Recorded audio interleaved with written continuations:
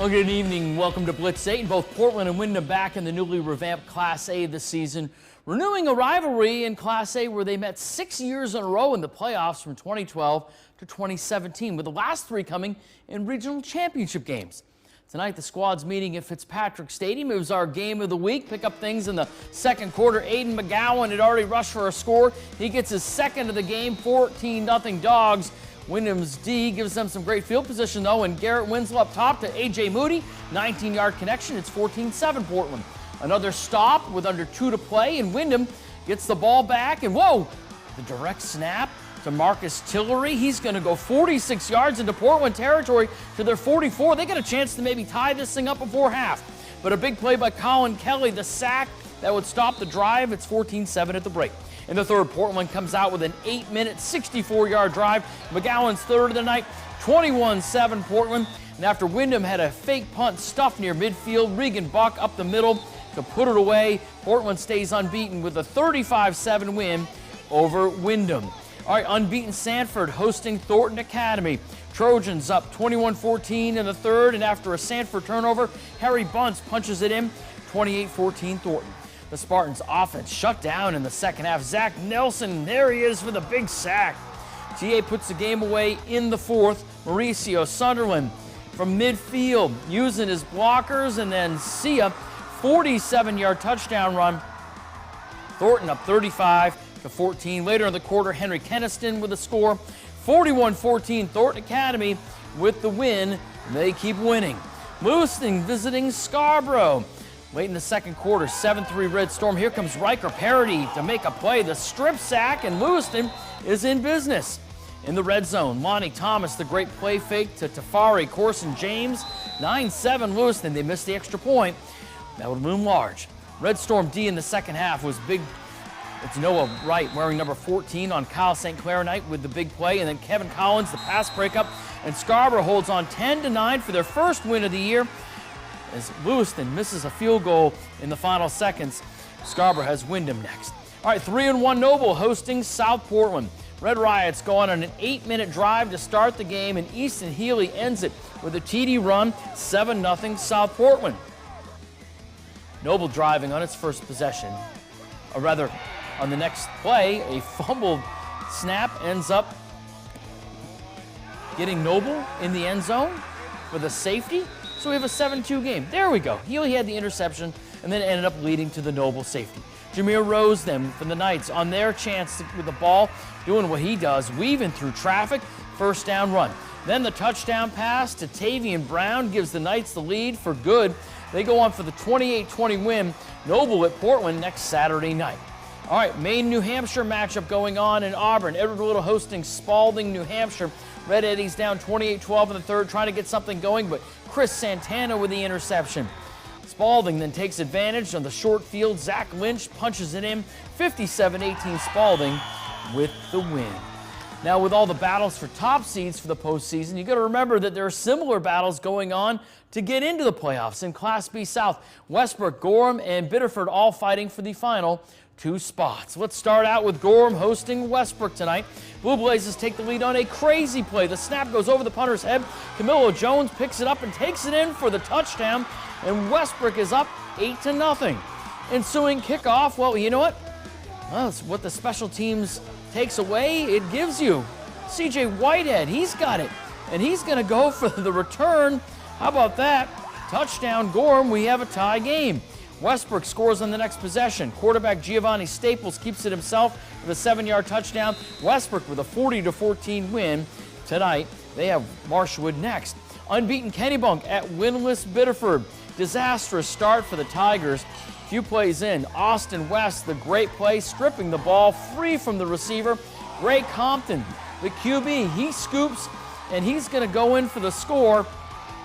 6-0 Rams. Next Tiger possession, Zach Fine lurking in the flat. He would pick it off and take it deep into Tiger territory. Next play on offense, Compton pitches to West, who takes it in. 62-6, Kennebunk with a win. They've got a big matchup at Sanford next Friday night. All right, Marshwood going for their third win against Massabesic. Opening drive, Ryan Essex up the middle, 22-yard score. Marshwood's up 6-0. Massabesic driving to start the second, but on fourth down, the Marshwood defense comes up big. They stuff them, get the ball back. Hawks pinned in their own end, though. Tyler Hussey rolls out, and he's going to keep it. That's a good decision. 44-yard gain for the Hawk QB. A few plays later, Hussey finishes off the drive with a TD run. He and Essex both ran for a couple of scores. Marshwood with a 42-7 win over Massabesic. Falmouth coming off a forfeit last week at Deering. Rams trying to find room in the running game. All they find are the Gales. Thomas, the initial stop. Will comes in to finish it off. Second quarter, still scoreless. Tavian Latour over the middle finds Dom Bixler. That's a big gain, 67 yards all the way to the Falmouth 23. Few plays later, Latour finds Santino Cavallero, who was everywhere in this game, offensively and defensively. The touchdown. Latour adds a touchdown on the ground late to seal it. 13-0 Deering. They're at Massabesic next week. They are 4-1. All right, a big showdown in Wells tonight as unbeaten Poland down in Warrior Country on Military Appreciation Night. Wells honoring the passing of Mike Geyer, who was the commander of SEAL Team 4, 6, 8, and 10. He passed away from cancer this winter.